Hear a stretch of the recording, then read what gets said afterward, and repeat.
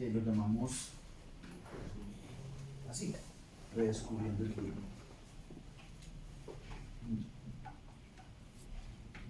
Hagan ustedes sus propios cálculos. Un día tiene 24 horas. ¿Sí? De esas 24 horas, los que tienen suerte, duermen 8. ¿Cierto? De las 8 horas, de las horas que nos quedan, de las 24, de las 16 horas que nos quedan, 3, los que sacan el tiempo, los dedican para alimentarse. Digamos que 1 hora para el desayuno, 1 hora para el almuerzo, 1 para la comida, o por ahí, aliando en ratitos. Nos quedan 13. Las 13 horas, 8 las dedicamos a estudiar o trabajar. ¿Sí? A los niños la dedican a estudiar, los que estudian. Nosotros hemos estimado que hay cerca de 5 horas de tiempo libre que pueden ser para uno una machera, porque uno descansa, toma el pelo, se toma algo, habla con los amigos, consigue novio. Pero para los niños, o para muchos niños en la ciudad de Bogotá, resultaron ser un problema, porque en esas 5 horas pasaban situaciones que los exponían muy fuertemente a procesos de vulnerabilidad. En 10 minutos que pueda durar esta parte de la presentación, en 10 minutos, en Bogotá, suceden cerca de 2 abusos sexuales en el tiempo libre de los niños, en 10 minutos. En 10 minutos se hacen 32 llamadas a las líneas de atención que tiene el Estado para denunciar violencia intrafamiliar, dentro de la que está la violencia infantil. 32 llamadas en 10 minutos. Y en esos 10 minutos, 7 niños abandonan el sistema educativo en Colombia. Si eso pasa en 10 minutos, imagínense lo que sucede en 5 horas diarias. Yo no sé ustedes, pero yo creo que es un problema. Sí, yo creo que es un problema. A veces los problemas sociales no están allá en la pobreza, pues, ¿no? En las situaciones más cotidianas, si lo queremos decir, en las situaciones más diarias y más de cualquier momento. En este instante, mientras estamos hablando, va a haber 2 niños en Bogotá que estarán siendo abusados sexualmente. Y a mí eso no me hace sentido. Y yo esperaría que a ningún adulto lo dejara tener. Bogotá es una ciudad de cerca de poco más de 8 millones de habitantes. ¿Sí? Esto según el censo del año 2018. ¿Sí? Nosotros estimamos que de esos 8 millones largos de habitantes hay alrededor de 2.200.000 que son niños entre los 0 y los 17 años. ¿Sí? Y calculamos que de esos 2.200.000, aproximadamente 900.000 niños están en condición de vulneración de derechos. ¿Sí? O sea, esos números que se vean en tiempos traducidos en personas son alrededor de 900.000 niños los que viven alguna situación que los expone, ¿cierto? Y a mí, digamos que me gusta ver los números no de una manera lastimera, sino porque son datos desde donde debe partir cualquier responsabilidad social. Una responsabilidad social no debe nacer de sus sentimientos, debe nacer de datos y hechos, de datos medibles, de situaciones reales, de estudios. Por eso es tan importante la investigación a la hora de hacer responsabilidad social. Uno puede partir puede hacer un proceso, un proyecto para atender a los niños que están en los semáforos. Bueno, un momentico. Veamos, pues comencemos por cuántos semáforos hay en Bogotá, en cuántos se han convertido en empresas y en cuántos hay niños y qué hay detrás de esos niños. Entonces se tiene que medir, tiene que hacer investigación. Todo dato de responsabilidad, toda propuesta de responsabilidad social o de gestión social debe partir de datos y hechos. Nosotros aplicamos unas herramientas a cerca de 15.000 niños en Bogotá e intentamos detectar, eso fue prepandemia, intentamos detectar cuáles eran las vulnerabilidades más latentes que tenían estos niños en Bogotá. Seleccionados de las 20 localidades, en 5 de ellas, que es donde mayor nivel de vulneración de derechos se da, y sobre todo donde más violencia intrafamiliar y violencia infantil se daba, y de otro lado, donde había mayor riesgo de deserción escolar. Con esa herramienta que aplicamos, identificamos lo que llamamos 5 categorías emergentes, ¿cierto? La categoría emergente número 1, que la denominamos habilidades para la vida. Sucede que esa habilidad o esa categoría consiste en la autoestima. Cuando uno tiene baja autoestima, cualquiera puede venir a aprovecharse de uno. Cualquiera. Cuando uno tiene baja autoestima, regala su trabajo y deja que los jefes abusen de uno. Uno se quiere poco. Cuando un hombre o una mujer tienen baja autoestima y poco amor propio, permiten que su pareja se aproveche de la situación. Cuando un niño tiene bajo autoamor y autorreconocimiento, un abusador sexual o un depredador está en su mejor escenario, porque para el niño o la niña dejarse tocar o manosear es un gesto de cariño. Amor propio, que lo llamamos habilidades para la vida, es la primera vulnerabilidad que encontramos con esa herramienta que aplicamos. Luego, la segunda categoría que identificamos fue los riesgos que giran alrededor de las posibilidades de abuso. Pero ojo, porque no estamos hablando únicamente de abuso sexual. El abuso laboral, por ejemplo, en los niños. El abuso en el manejo del poder. El abuso que se da en el ambiente escolar. El año pasado, datos importantes, yo creo que eso es bien interesante que uno se date. Es que a veces uno usa mucho internet y se la pasa mucho por internet y se desconoce todo lo interesante que puede haber. En el año 2021, en Bogotá, para que ustedes tengan en mente, hubo 233 suicidios en niños entre los 7 y los 17 años. La fiscalía determinó que de estos, el 50% se dieron por bullying. Eso no es un problema, ¿sí? Eso es un problema. Y no lo estoy sacando de qué pecado, pobrecito, no, eso es un problema con datos y hechos. Eso no es por bullying. Luego, el riesgo de abuso escolar es una realidad, ¿sí? Y tenemos que dotar a los chicos de capacidades para que el abusador en la escuela no termine ganando la batalla llevándolo a un suicidio, que entre otras es otro chino, que también es un pelado que está en proceso de formación, ¿verdad? Este tema de riesgo de abuso fue la segunda categoría. La tercera categoría que contamos fueron las familias. Uno creería que las familias o que el ambiente familiar es el primer círculo de protección, y sucede que no. El Instituto Colombiano de Bienestar Familiar, más datos, en el año 2021 y antes se encontró que el 75% de los abusos sexuales en el país se dan por un familiar o una persona cercana. ¿Sí? El 75% de los casos por el papá, por los hermanos, por los primos, por el padrastro, por un amigo de la familia que vive en la casa. Y ese tema de la categoría número 3 como la familia, como un entorno de desprotección, nos llamó a hacer un trabajo dirigido, enfocado directamente a la familia. El relacionamiento con pares, porque encontramos que los chicos y las niñas no tenían una relación sana con sus compañeros de su edad, ¿sí? O incluso, aunque fueran de sexo distintos, no, había unas relaciones, digamos, malsanas en la forma en que se tratan, en las formas de manejo de poder y relacionamiento. Y por último, encontramos que hay una muy baja esperanza vital, sobre todo en los chicos más grandes. Entre más se crece, menos deseos de vivir hay, ¿sí?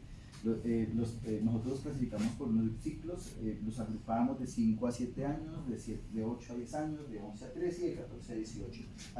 Y aplicamos la herramienta y encontramos que los más grandes, entre más se crecía, menos deseos de vivir todos los días hay. Imagínese usted que uno se levante todos los días y no tenga nada por qué vivir, ¿sí? Eso es muy frustrante. Porque es como que uno, no sé, ustedes se levantan y tienen algo que hacer, la universidad, dice, vamos a clase con Nicolás, dice, ¿hay algo que hacer? Ellos no. Los chicos más grandes de 14, 17 años cada vez hay menos deseos de vivir, o más que eso de vivir, hay menos motivos para vivir el día, ¿sí? La novia, los amigos, el fútbol, ir a una fiesta, no hay nada. Ni la familia no está, el papá está trabajando, ya no está la mamá. Entonces son problemáticas muy fuertes y la esperanza vital terminan ignorándose mucho. Nosotros identificamos como una problemática. Cuando vimos estas problemáticas dijimos tenemos que buscar la manera para que el tiempo libre y los riesgos psicosociales y psicoemocionales, en lugar de ser una problemática, se conviertan en una oportunidad. ¿Listo? Y con eso creamos lo que se denomina el programa Redes Escuelas para el Tiempo Libre. El programa Redes Escuela para el Tiempo Libre es un programa que ofrece 5 componentes a los niños, ¿verdad? Nosotros tenemos, sí, la fundación tiene 12 lugares en Bogotá, en diferentes localidades y 2 en Soacha, ¿sí? Donde les ofrecemos a los chicos pasar su tiempo libre, para que ese tiempo libre, que es un problema, que para nosotros sería una machera, tener tiempo libre, salir, pagar un poquito, echar cervecita, hablar o simplemente rascarse el ombligo, eso que para nosotros es bacano, para los chinos es un problema. Entonces decidimos crear lugares para que pasaran el tiempo libre. Y en esos lugares se encuentran apoyo psicosocial, académico, nutricional, artístico y deportivo. No son colegios. La asistencia es voluntaria, ¿cierto? Es voluntaria.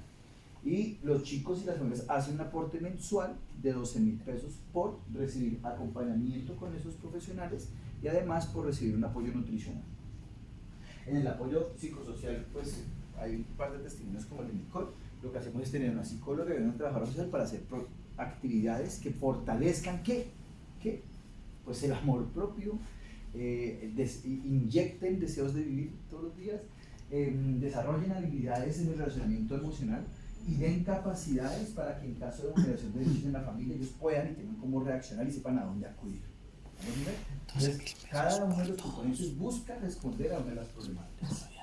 En el apoyo académico buscamos disminuir la deserción escolar. En el apoyo nutricional les hacemos a los niños y a las niñas al inicio de un tamizaje, miramos cómo están en índice de masa corporal, de eso ustedes saben mucho más que yo. Los tamizamos y los ponemos, digamos, en una línea base y con eso comenzamos un proceso de entrega de complemento alimentario. En algunos lugares damos desayuno y el almuerzo a los niños que en la mañana y en la tarde almuerzo y refrigerio.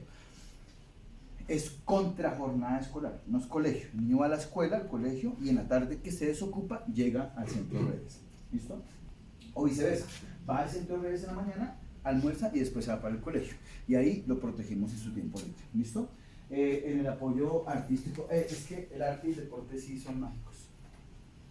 Esto, el ser humano, y a esa edad, esto es la exploración total de la creatividad y innovación de los chicos. Si uno quiere hacer cosas nuevas, involucrar en temas de participación en la niñez y la adolescencia, tiene que ser artístico. ¿Listo? Quiero mostrarles un video, es que eso estaba súper lento ahorita, espero que me encante. Pero no es acá, es mi computador.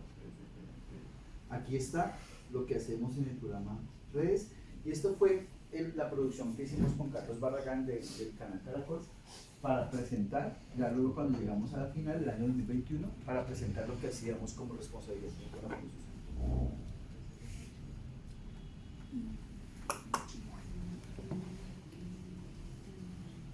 No sé si tenga sonido.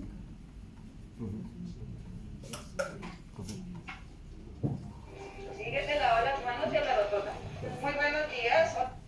Esto es como la producción o la reproducción de lo que sucede con un niño en un programa de redes y la atención que hacemos, ¿listo? Para que lo tengan en mente. Ahorita hablamos de cantidades, tiempos y números y de plata, porque eso todo cuesta. Señorita Ashley, bienvenida. Todos los días llegan aquí al Centro Redes Lucero, ubicado en Ciudad Bolívar, cerca de 150 niños en alternancia. Sigue, te lava las manos y la rotota.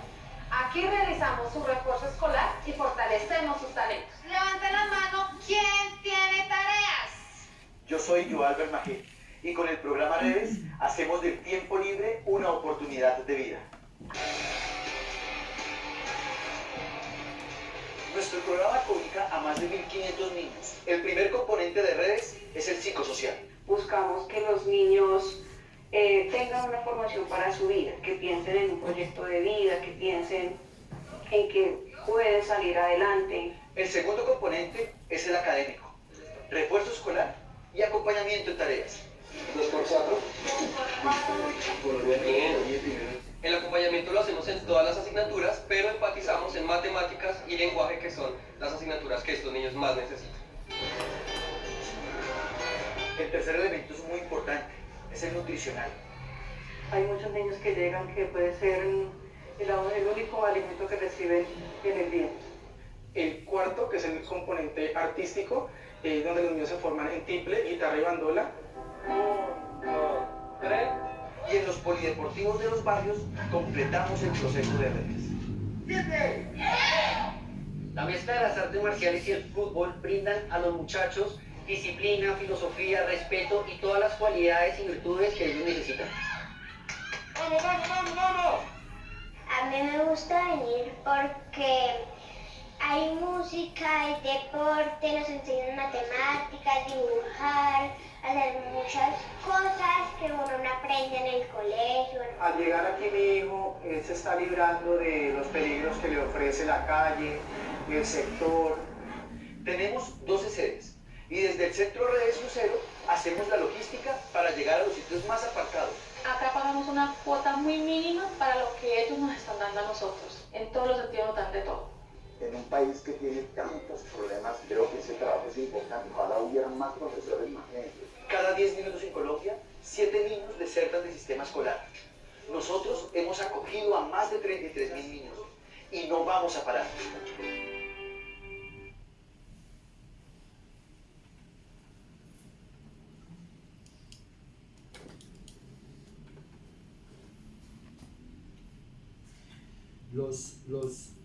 Los proyectos sociales son rentables socialmente y son rentables financieramente, ¿sí? A mí a veces me preocupa que las organizaciones quieren montar fundaciones porque dan plata, ¿sí? Y es cierto, la cooperación internacional maneja muchísimos recursos. En el mundo se estima que se manejan cerca de 169.000 millones de dólares anualmente en cooperación, ¿sí? 169 millones de dólares es mucho billete. Claro, en todo el mundo hay organizaciones haciendo obras sociales, unas de un nivel de calidad mejor que otras. Unos están buscando plata, otros están realmente buscando ayudar a una población vulnerable. Yo creo que lo más sano es que ustedes piensen en que si tienen una iniciativa social, haya primero un compromiso profundo por ayudar y por transformar la vida de una población y una comunidad. Ya luego el dinero se consigue, ¿cierto? Cuando el trabajo se hace bien, con seriedad, cuando hay medición de indicadores de impacto del tema, luego las organizaciones lo toman con mucha seriedad. Hay un lenguaje, vamos a hablar de, digamos, como dos lenguajes, algunos de un borrador o un papelito que me preste para borrar acá. Hay un par de lenguajes internacionales que se manejan mucho en la cooperación, ¿listo? No, específica tampoco que no vamos a que se maneja mucho para el web. Uno de ellos es los objetivos de desarrollo sostenible. Ustedes los han escuchado mencionar, ¿verdad? ¿Sí los han escuchado mencionar? Sí. Es que no me quiero sentir solo, hoy es miércoles en la mañana, están como dormidos. ¿No has escuchado hablar de los objetivos de desarrollo sostenible? Sí. ¿Sí? ¿Cuántos objetivos son? Bien. ¿Quién da más? ¿Cuántos dicen? ¿Cuántos objetivos?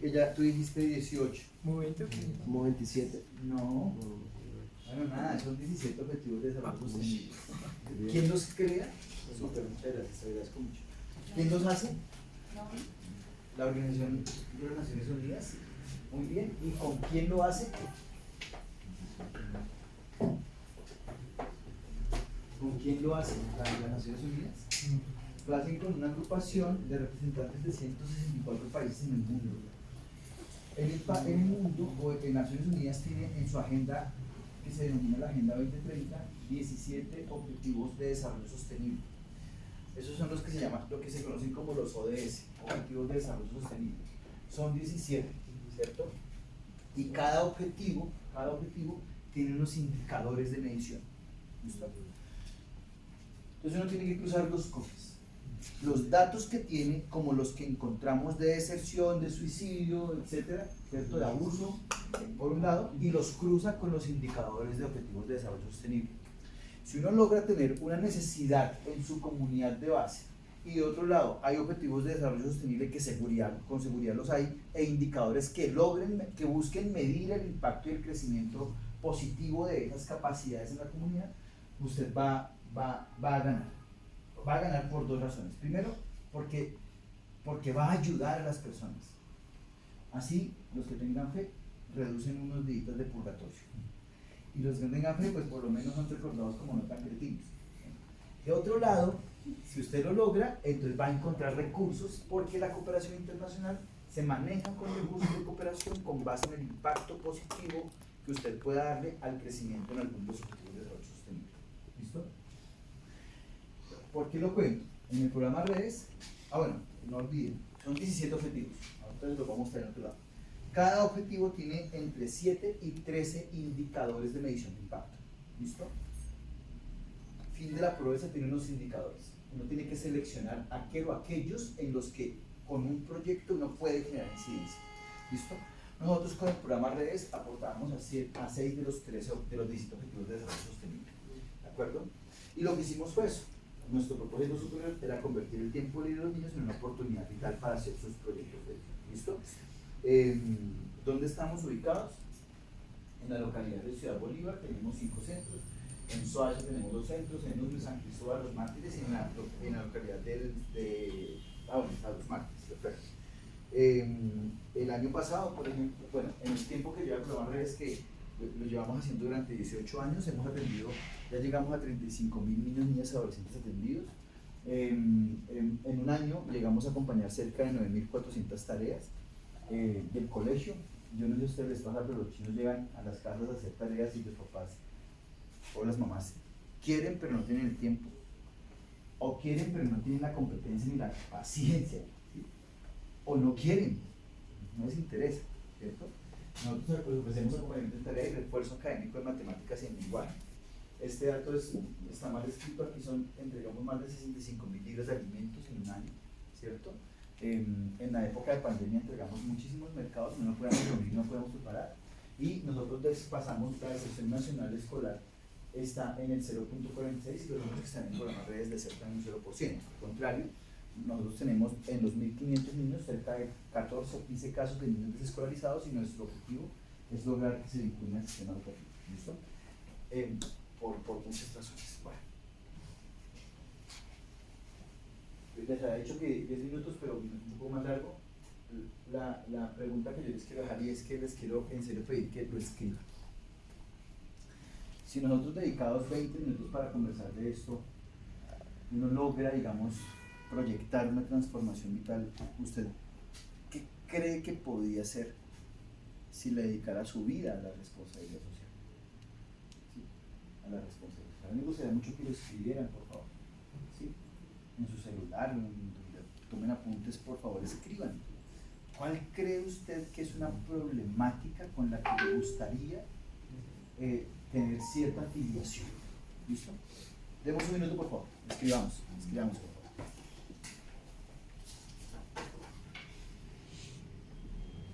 Rápidamente, ¿quién quisiera compartir cuál es esa problemática que le gustaría, con la que cree usted que podría comprometerse por un tiempo? ¿Cuál cree que es?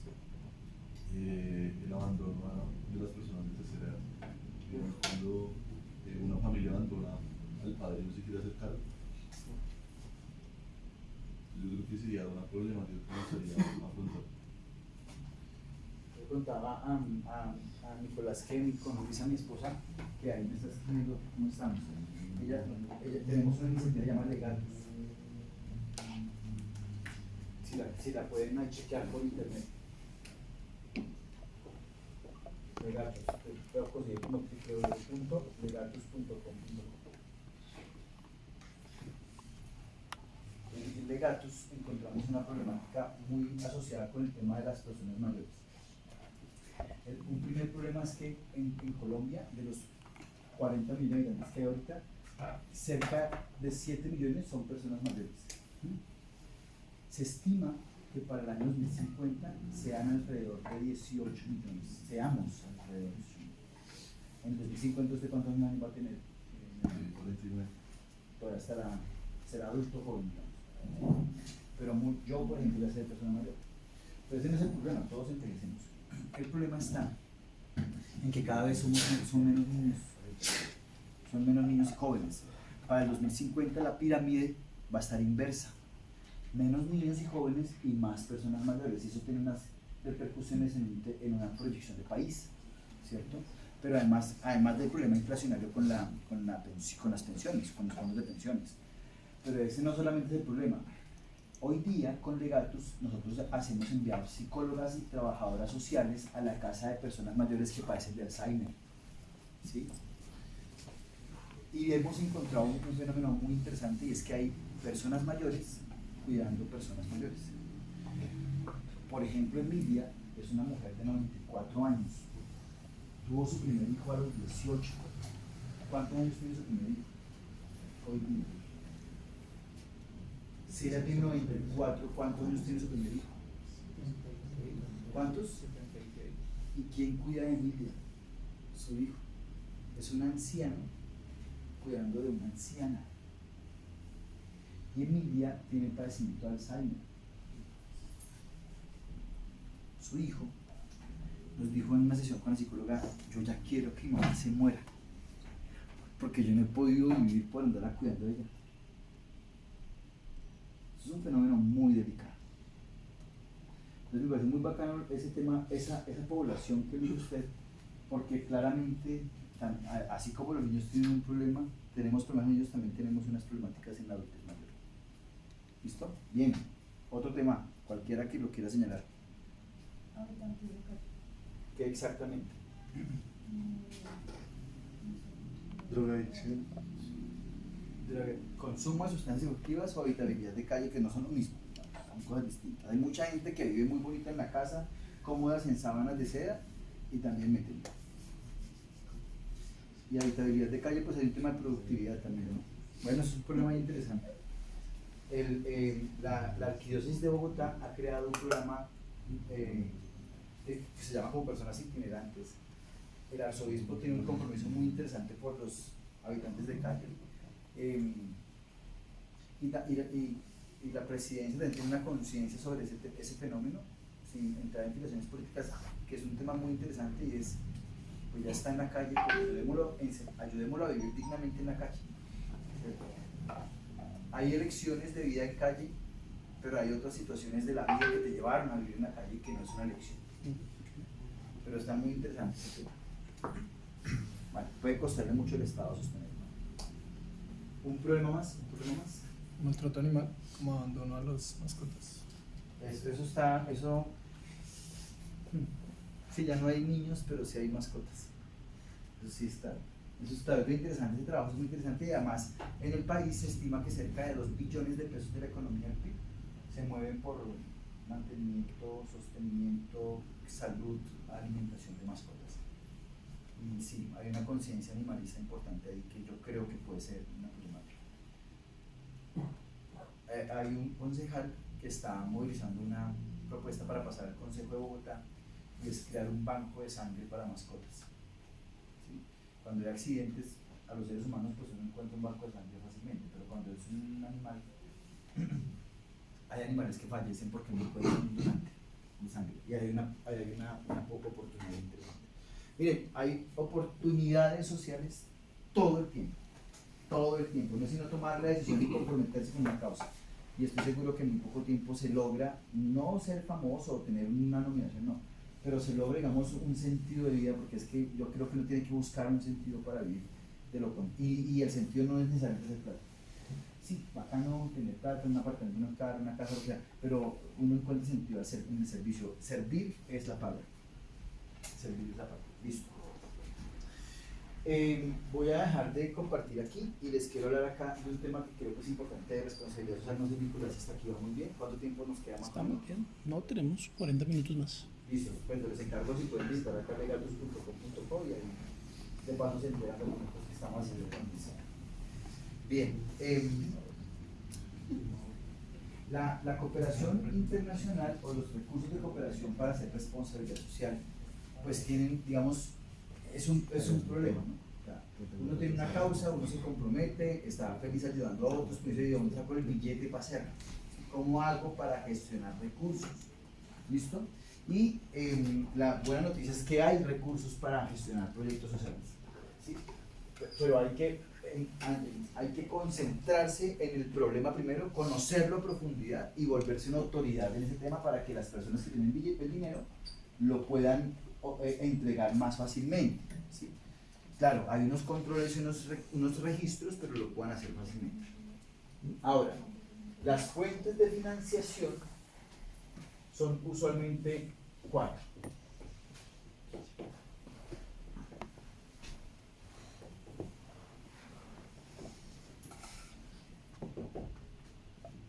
Las fuentes de financiación son 4, que se agrupan así. Hay recursos locales o internacionales y hay recursos públicos y privados. Son las fuentes de financiación, ¿sí? Uno puede encontrar dinero aquí en el país o fuera del país, y uno puede encontrar dinero del Estado o de la empresa privada, del sector corporativo, ¿cierto? Hay empresas que crean fundaciones. Coca-Cola tiene una fundación, ¿sí? Ellos tienen recursos para poder hacerlo. Hay fundaciones de segundo nivel que se dedican a entregar recursos, no a hacer proyectos ni programas, sino a administrar recursos, a buscar organizaciones que quieren hacer proyectos bien hechos y ellos están dispuestos a entregar recursos con unas condiciones, ¿no? Yo te lo entrego, pero está condicionado a cosas, ¿sí? A resultados, a presentación del documento, a que esté constituida la fundación, a que exista, ¿listo? Pero sucede en todos los casos, que sean del sector local, internacional, públicos o privados, que en todos los casos hay un lenguaje de cooperación. Entonces, ese es el segundo lenguaje. El lenguaje de la cooperación, el primero es el tema de los objetivos de desarrollo sostenible. Es un lenguaje y se tiene que usar, para cualquier proyecto se tiene que usar. Hoy día, si usted no habla de ODS, hermano, está por fuera de la red simbólica. ¿Listo? Pero lo segundo es el lenguaje de la cooperación y es la manera como se presentan los proyectos. Si usted qué tiene que hacer para presentar un proyecto. Y este lenguaje de la cooperación hay varias metodologías, pero quizás la más común es la que se conoce como la metodología matriz de marco lógico.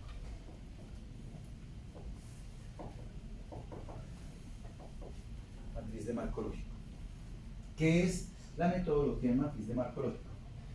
La matriz de marco lógico es una metodología que implica pensar en partir de un problema, ¿cierto? Partir de un problema y hacerle análisis al problema por medio de una herramienta que se llama árbol de problemas. ¿Listo? Y después de ahí pasa uno del problema a las soluciones objetivos y se llama árbol de objetivos. ¿Sí? Por ejemplo, ¿cuál es el problema que tú ves en la habitabilidad de calle? ¿Cuál es el problema? La habitabilidad de calle no es un problema en sí, eso es un fenómeno, es una situación. ¿Cuál es el problema exactamente que tú quieres ver ahí? ¿La desigualdad? No, ahí no hay un problema. O sea, sí es un problema, pero no es un problema. Un problema es, por ejemplo, la inseguridad, por ejemplo. Listo, hay inseguridad. Donde hay habitabilidad de calle hay inseguridad. Era como un ejemplo, sí. Listo. Entonces uno pone el problema en la mitad. Como el riesgo, o sea, digamos que nazca un niño en la calle o ver una zona en la calle, pues entonces eso es otro problema, ya son dos cosas. Dice que ante un fenómeno hay muchos problemas. El tema de la natalidad en condición de habitabilidad de calle. Vamos a hacer un árbol de problemas, es que aquí uno pone en la mitad el problema, la natalidad en condición de habitabilidad de calle. ¿Listo? Hacia abajo uno tiene que enumerar las causas, ¿cierto? ¿Cuántas causas tiene eso? ¿Por qué se da eso? ¿Sí? ¿Por qué sucede esto? ¿Por qué sucede que haya niños que nacen en la calle, con sus padres siendo habitantes de calle? ¿Cierto? Las causas y hacia arriba los efectos. ¿Cierto? ¿Qué puede seguir pasando si eso sucede? ¿Sí? ¿Cuál va a ser la consecuencia de que sigan naciendo niños en la calle con sus padres siendo habitantes de calle? Ese es el problema. Fíjense que ante habitabilidad de calle, que es un fenómeno, hay cientos de problemas. Tenemos que saber identificarlo muy bien, eso es lo primero. Segundo, identificar las causas. ¿Por qué sucede eso? ¿Por qué sucede que haya niños que nazcan? Porque no hay un programa de prevención de embarazo en habitabilidad de calle, ¿sí? Sí, carecemos de eso porque no hay formación, ¿cierto? ¿Por qué? ¿Listo? Y lo segundo es preguntarse qué sucede si esto sigue pasando, qué es lo que puede pasar si eso se sigue presentando, que vamos a perpetuar la habitabilidad de calle, que puede haber más delincuencia, que puede haber muertes infantiles, que puede haber una serie de cosas, ¿cierto? Causas y efectos. Y esto es lo que se conoce como el árbol de problemas, ¿cierto? Árbol de problemas. Y una vez uno identifica la causa, entonces crea el árbol de objetivos, que es lo mismo, y es coger esa causa y convertirlo en objetivo. Vamos a disminuir la natalidad en habitabilidad de calle. ¿Listo? Ese objetivo también tiene un árbol y hacia abajo se pone los fines, perdón, los medios abajo, cómo lo vamos a hacer y los fines, ¿para qué? ¿Cierto? Los medios y los fines. El problema es disminuir la habitabilidad de calle, la natalidad en la actividad de calle. Ese es el objetivo. Vamos a disminuir. ¿Qué medios vamos a usar? ¿Y para qué lo vamos a hacer? ¿Listo? Los fines. Estos dos elementos son los primeros que uno tiene que crear cuando hace matriz de marco lógico. Cuando ya tú tienes esto, árbol de problemas y árbol de objetivos, pasas a la matriz. A hacer la matriz. Y la matriz está conformada por 4 elementos. El primero es el fin. El fin es cuál es la transformación social que tú vas a hacer con este proyecto. ¿Listo? Con la transformación social. Fin. Segundo, propósito. ¿Cuál es el objetivo general del proyecto? Es que son cosas distintas. Uno puede tener como propósito, que tú decías, disminuir la natalidad en habitabilidad de calle. Ese es el propósito. Pero ¿cuál es el fin? ¿Cuál es la transformación social? ¿Sí? ¿Cuál es el sueño que tú quieres hacer? ¿Sí? Eso es un tema distinto. El fin, este fin es el que enamora a los financiadores, porque esa es la transformación social.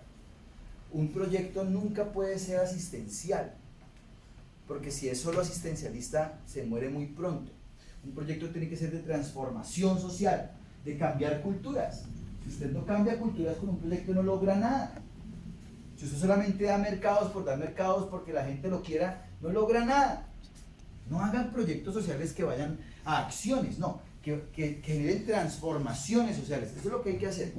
Y luego de los propósitos, vienen los componentes. Entonces puede haber un componente en salud, un componente nutricional y un componente psicosocial. 3 componentes, y después con los componentes vienen las actividades de cada cosa. ¿Listo? Acciones específicas en cada componente. Y por último, después de hacer la matriz de marco lógico, pues se viene la búsqueda de los recursos. Hay plataformas en internet hay unas que son gratuitas, otras que tienen un costo, ¿cierto? Donde usted busca recursos. ¿Sí? Digamos, tú tienes un problema, un proyecto, lo tienes montado, objetivos, justificación, tal, haces matriz de marco lógico, árbol de problemas, árbol de objetivos, le haces la matriz, tienes ya una propuesta, unas fases, le creas un cronograma, un presupuesto y comienzas a decir de dónde busco la plata. ¿Sí? Esa es la pregunta, ¿de dónde consigo el recurso para hacerlo? Entonces hay plataformas en internet, hay una que se llama Impactia, ¿cierto? Impactia, que usted puede gratuitamente buscar ahí, inscribe su proyecto y ella le arroja oportunidades de financiación, ¿cierto? Pero eso sucede como todas las aplicaciones, como no sé, todas, Spotify, LinkedIn, todo. Usted tiene también versiones premium. Usted paga una suscripción anual y ella se especializa y se concentra en botarle muchísimas oportunidades a usted. Entonces uno puede invertir, no sé, 500,000 pesos anuales en esto, en Impactia, crea la suscripción, crea su fundación y le pide que le arroje oportunidades con estas características en habitabilidad de calle, en temas de salud, específicamente en Latinoamérica, ¿sí? Y más específicamente en Colombia y en Bogotá. O sea, tú creas el perfil y comienza Impactia a buscarte oportunidades y a arrojarte oportunidades de cooperación. ¿Listo? Ahí está el recurso. Esa es la manera para conseguir recursos, sobre todo del sector internacional o incluso a veces del sector corporativo. ¿Listo? ¿Por qué? Porque las ONGs internacionales cargan su información en Impactia y dicen, tengo recursos para este ODS, para estas causas sociales. Y él lo que hace es hacer el match, ¿cierto? Impactia hace el match entre quien está buscando el dinero y entre quien tiene dinero para donar. Esa es una alternativa. La otra alternativa, hermano, es la de siempre. En este mundo todo funciona por contactos y palancas. Uno conoce una persona del sector corporativo de responsabilidad social y le dice, ven, estoy haciendo este proyecto, te interesaría, no sé qué, y comenzar a hacer lobby, tocar puertas, ir y venir. ¿Listo? Eso es una forma de buscar los recursos. Y la otra alternativa, los recursos públicos, es licitar por el Estado. Entonces, pues se crea un perfil en SECOP 2 para hacer Colombia compra eficiente y uno se postula ante convocatorias que tiene el Estado para obtener recursos para operar los proyectos. ¿Listo? Es como la forma. Creo que en términos generales es como lo más técnico quizás del proceso de cooperación, ¿sí? Lo más técnico. No sé si hasta aquí hay alguna pregunta o algún comentario.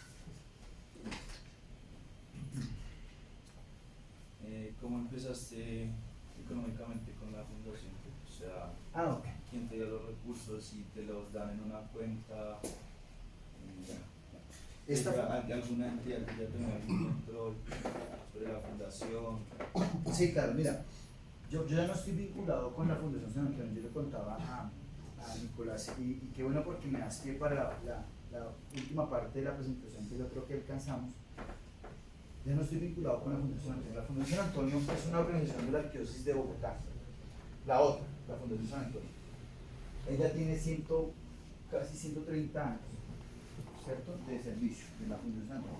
Y la Fundación es financieramente muy saludable y muy próspera, tiene mucha inversión, ¿sí? Tiene sus propios recursos. Esa Fundación San Antonio no requiere recursos de cooperación, porque ella tiene los recursos para hacer el trabajo del programa Redes, y junto con Redes teníamos 11 programas más. Teníamos una orquesta, teníamos unas casas artísticas, teníamos un programa de becas educativas para colegio, para universidad, ya con los recursos de la Fundación San Antonio. No obstante, nosotros buscábamos recursos de cooperación para, si salían recursos, el dinero que nos ahorrábamos, lo que hacíamos era crear más proyectos, y por eso comenzamos a tener una oferta programática tan grande. ¿Listo?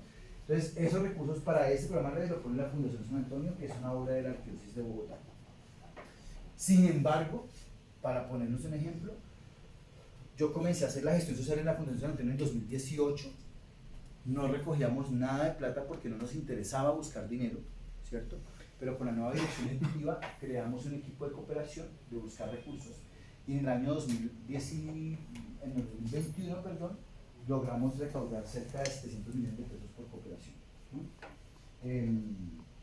Y eso nos ayudaba a acolchar gastos de la fundación y a redirigir los recursos que teníamos destinados para los proyectos a otros programas y a otros proyectos, ¿sí?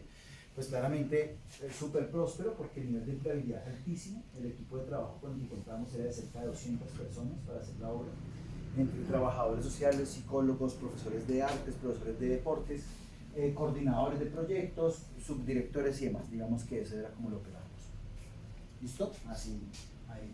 Ahora, eso es la Fundación San Antonio, pero Legatus, por ejemplo, Legatus es un grupo de estudiantes del MBA de la Universidad Javeriana, dentro de los que estaba mi esposa. Ellos crearon Legatus y ya después eso, que era una idea de emprendimiento, pasó a ser una realidad empresarial y tiene un enfoque social muy importante, que es enviar psicólogos y trabajadores sociales a la casa de las personas mayores para hacer talleres psicoemocionales con las personas mayores, pero además con las familias de las personas mayores, ¿sí? Es que al final del camino el que tiene Alzheimer se desconecta. ¿Quién vive realmente el drama? Las familias, ¿sí? La tristeza de la familia cuando ve que su papá se comienza a desconectar, que su mamá, que se poposean, ¿sí? que protestan como si fueran niños, ¿cierto?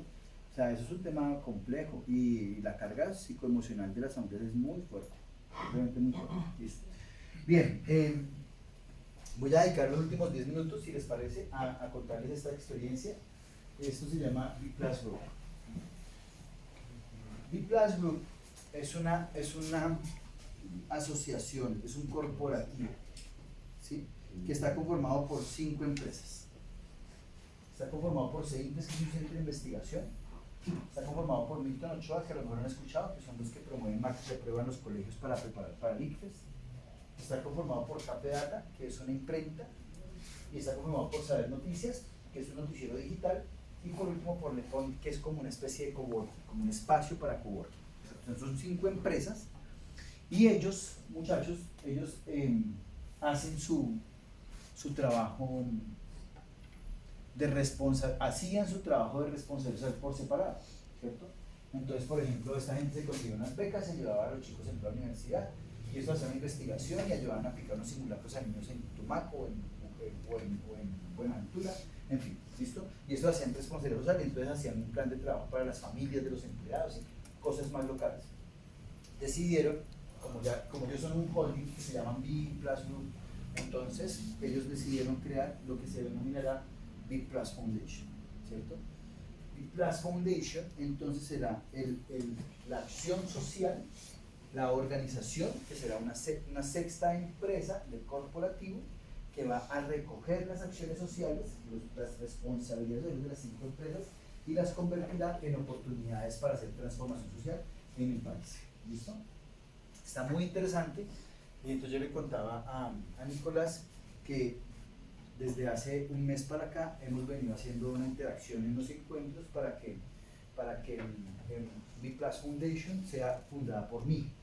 Con los recursos que el corporativo pone, mi trabajo es constituir la fundación, tomar las experiencias de responsabilidad que tienen y comenzar a darle un orden técnico y digamos científico de cooperación para buscar recursos de cooperación a las oportunidades que ellos tienen. Bueno, está muy interesante porque entonces esto implica hacer un trabajo pues con unas fases que ya tenemos presupuestadas para el primer año, que va de octubre del 2022 a octubre del 2023, desde la constitución, conformación de equipo, promover investigación, gestionar recursos, gestión de proyectos, lanzamiento y voluntariado, y esto se ve traducido en lo que para mí es el ciclo de vida de los proyectos. ¿Qué fue lo primero que cuando llegamos, qué fue lo primero que les dije? Que un proyecto no nace de qué? De datos. Que nace de datos, que no nace de la sensibilidad. Sí, ahí tiene que haber una sensibilidad social, pero no nace de la sensiblería, mejor dicho, de la irresponsabilidad y del afecto emocional. No nace de ahí, nace de los datos, de hechos reales, de datos cuantificables y de situaciones que uno pueda medir después de impacto. Por eso la investigación es tan importante. El ciclo de un proyecto entonces es investigar, buscar la información, mapearla, hacernos expertos en el problema, luego diseñar el proyecto, formularlo y perfilarlo, ponerle una justificación, un contexto, unos objetivos generales y específicos, hacer unos procedimientos, crearles unas fases, presupuestar un recurso, presupuestarlo y hacer un cronograma de actividades, mirar cuáles son sus ciclos. Entonces se diseña el proyecto, se buscan los recursos para B+ Foundation, por ejemplo. Al iniciar van a salir de las empresas, ellos están dispuestos a poner recursos como empresas para su responsabilidad social, pero me han dicho busquemos que esos recursos que pongamos nosotros puedan sumarse a recursos de cooperación de otras organizaciones para que teniendo los recursos se comiencen a implementar los proyectos y con los proyectos logremos luego evaluarlos y con esos datos de evaluación hagan parte de los datos de una nueva investigación y comienza de nuevo el ciclo. Siempre será el ciclo de la gestión o de la vida, el ciclo vital de los proyectos. Una ¿Listo? pregunta, digamos, cuando la empresa invierte, ¿hay algún descuento en impuestos o algo así? Sí, claro, es claro. ¿Tú me recuerdas tu nombre? Gabriela. Gabriela, así es. Realmente invertir en responsabilidad social en este país o en el mundo te acolchan unos gastos tributarios. No todo. Si tú inviertes 1.000 millones de pesos en un proyecto y te tocara pagar 2.000 millones de pesos de tributación por declaración de renta, eso te reduce cerca, no del 100% de los 1.000 millones, ¿sí? Pero sí unos 600. ¿Sí? Entonces, sigue habiendo una inversión. ¿Sí? Te reduce el gasto tributario, pero no te reduce todo lo que inviertes.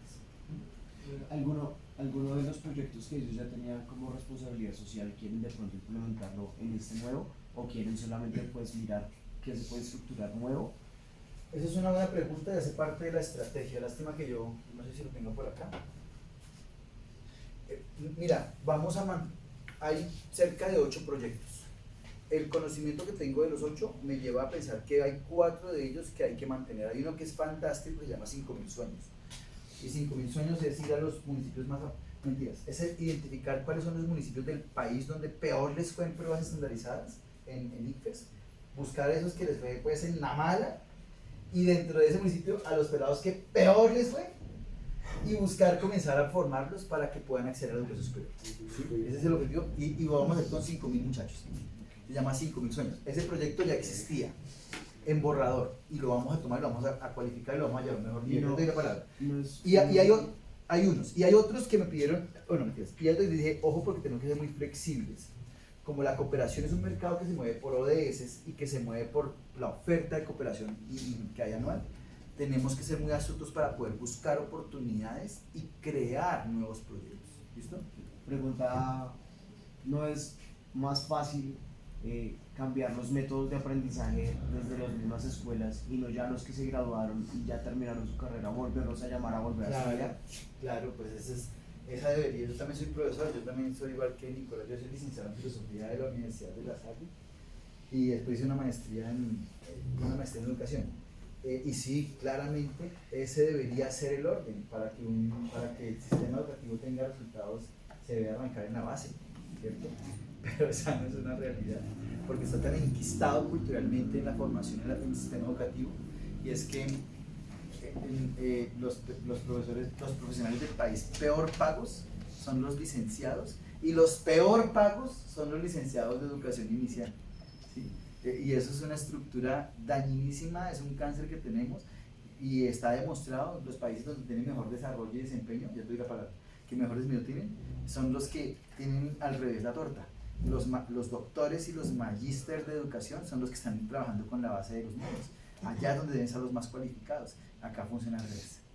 Ok, pero es que es que es confuso, o sea, es raro uno decir, no, a los que peor les fue ahora los vamos a enseñar. ¿Por qué no decir, no tomar de esas áreas, de esos municipios, los grados 11 y hacer un refuerzo, es como se hacen, digamos, de pre-IFES? O sea, ¿por qué no prepararlos antes y no después cuando ya les fue mal? Ah, ya, claro, te entiendo, claro. No, uno dice, busca los que peor les fue. ¿Qué municipio fue el que peor les fue? Luego miremos qué colegios donde peor resultados tuvieron. Y después a los chicos de 11 les vamos a dar la formación. Pero no es a los mismos chicos porque ya se graduaron, esos ya están por fuera. No, tú lo dijiste, sí, buscamos a los que peor les fue bueno, y a ellos los llevamos a buscar una educación superior. Ahí hubo una equivocación mía en la comunicación, pero es buscar qué instituciones tuvieron peores resultados y después vamos a esa población, pero no a esos mismos porque ellos ya se graduaron, ya pasaron, sino a los chicos que están en 11 y comenzamos a graduar. De hecho, la formación de 5.000 sueños arranca en 10º grado y es formación en predictos, o sea, formación para la presentación de pruebas estandarizadas. Este año, de hecho, la primera cohorte, que ya, fíjate, aunque B+ Foundation se está fundando, ya hay una primera cohorte y ya hay un chico que se va a estudiar a Rusia por el grupo corporativo que lo está ayudando, ¿sí? Pues súper chévere. ¿Tú? Yo tengo dos. ¿Cuál es tu nombre? Juan Camilo Sánchez. La primera es tu fundación, digamos que la primera fundación que fundaste, ¿qué nómina tenía? ¿Un número de cuántas personas, con cuántos comenzaste? Uno. Solo tú. Claro, okay. Claro. Y mi segunda pregunta era, pues te vimos en lo de Caracol, y pues si bien en esta clase hemos visto que para desarrollar es importante la visibilidad que tengas en medios de comunicación o digamos que material multimedia para redes sociales y todo eso, ¿qué impacto tuvo, digamos que en el crecimiento de la fundación, que hayas participado en esta producción de Caracol Televisión? Usualmente las organizaciones nacen con 1 o 2 personas, ¿sí? Eso le pasó a Apple, ¿sí? 2 tipos en un garaje, ¿sí? Y así nació en nuestro caso Legatus con 2 personas. Hemos hablado de 3 organizaciones distintas. Sí. La Fundación San Antonio arrancó en 1894, entonces yo no estaba vivo, ni tú ni yo, pero arrancó con un cura. Era un curita loco que quería transformar la vida de los niños que en aquella época estaban, digamos, eran lo que se conocían como los gamines, y eran los niños que eran huérfanos de la guerra de los 1000 días. Pero fue una persona visionaria, loca, que comenzó un sueño y que se rodeó de un par de viejitos de parroquia que la ayudaron. Esa fue la realidad. Legatus nace, que es la empresa que se dedica a la atención de personas mayores, nace con 2 muchachos de la Universidad Javeriana queriendo soñar y hoy día son un grupo de 20 personas, ¿cierto? Son 4 socios y el resto son profesionales de psicología y trabajadores sociales, ¿cierto? Y están en Bogotá, Cali, Buga, Medellín, Manizales, Nilo y listo, ahí está, ¿sí? Va creciendo. Y en el caso de Big Plus Foundation estamos arrancándola. Se cuenta con el prestigio de las empresas, pero como organización, en este momento Big Plus Foundation somos la investigadora y yo. Esta tarde tengo reunión con Diego que va a ser de cooperación y a mediados de noviembre tendremos reunión con el coordinador de proyectos. Vamos a comenzar a ir creciendo el equipo de trabajo. Redes fue tu bebé, digamos que sí. fue que tú comenzaste tú. De la Fundación Antonio, un programa que creamos nosotros. Okay. ¿Sí? Ahora, ¿qué repercusión trajo una nominación como Titanes Caracol a la Fundación San Antonio? En recursos, ninguna. ¿Sí? Titanes Caracol es una apuesta de responsabilidad social del canal Caracol. ¿Sí? Ellos hacen Titanes Caracol como un aporte social al país. ¿Cómo? Buscando testimonios de personas de carne y hueso como Camilo o como Maje que puedan ser mostrados en televisión y que inspiren a otros a hacer cambios sociales, a hacer un mejor país. ¿Sí? ¿Qué le ofrece Titanes Caracol a los titanes? Prestigio y reconocimiento, aparición en medios, visibilidad y crecimiento orgánico de sus obras. ¿Les ofrece recursos? Nada. ¿Sí? Y me parece que está bien, porque las personas no pueden ir solamente detrás de la plata, lo cual está importante, pero no tiene que tener súper estructurado eso. Ahora, eran 4 categorías, 5 finalistas por categoría. Yo estaba en la categoría de educación y de los 5 finalistas hay uno que es el que se lleva la mayor cantidad de votos, pero ya todos tienen visibilidad. Ganó Edder, que es el muchacho de Tumaco. Ahí ya el sponsor de la categoría decide voluntariamente aportar o no un recurso financiero. ¿Sí? Entonces desconozco realmente que haya habido dinero. Ahora, ¿para qué sirvió para la fundación? Sí, claro, se creció en el 500% el voluntariado, ¿sí? Por ejemplo. Por un lado, entonces pasamos de tener 20 voluntarios a tener cerca de 120 voluntarios en los diferentes centros redes. ¿Sí? Personas que querían donar su tiempo para ir a ayudar a cuidar niños, ¿cierto? Y venían de todas partes de la ciudad. Eso se creció. Y segundo, se pasó de 5.000 personas de tráfico mensual de la página web a 11.000 personas de tráfico mensual de la página web. Que eso lo claro. Y eso permite un crecimiento, un reconocimiento reputacional importante. Pero que ese es ahora, alguien diría, Maje, pero no tiene plata. Bueno, eso también tiene un costo.